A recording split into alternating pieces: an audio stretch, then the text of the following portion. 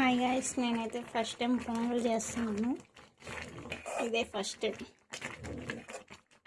ఇప్పుడైతే ఉడికి వచ్చింది కాబట్టి కొంచెం బెల్లం వేయాలి. బెల్లం పొంగల్ కాబట్టి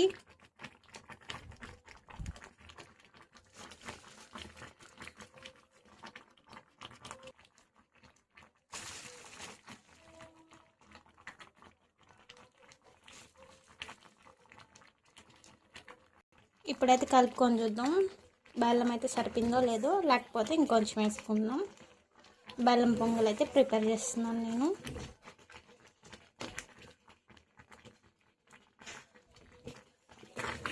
స్వీట్ అయితే తక్కువ ఉందని నేను ఇంకొంచెం బెల్లం అయితే వేసుకుంటున్నాను. ఇప్పుడైతే కలుపుకుందాం.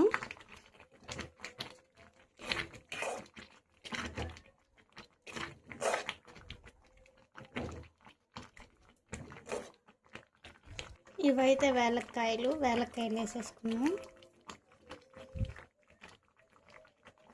ఇప్పుడే వేలక్కాయలు వేసుకున్నాం కాబట్టి కలిపెట్టుకుంటే కొంచెం ఫ్లేవర్ మంచి వస్తుంది.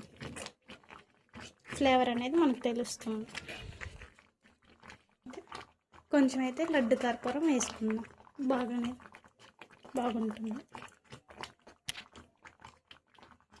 లాస్ట్లో అంతా అయిపోయిన తర్వాత నెయ్యి అయితే కొంచెం పోసుకుందాం. ఇప్పుడైతే కలుపుకుందాము.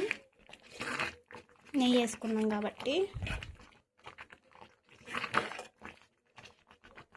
పొంగల్ అంతా అయిపోయిన తర్వాత మనం ద్రాక్ష, జీడిపప్పు, బాదం పప్పు వేసుకుందాం.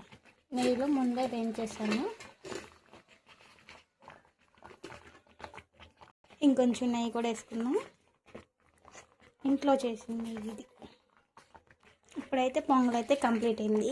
నెయ్యి వాసన మాత్రం భలే వస్తుంది. ఇంకా స్టవ్ ఆఫ్ చేసేసుకుందాం. పొంగల్ అయితే చేసేసాను.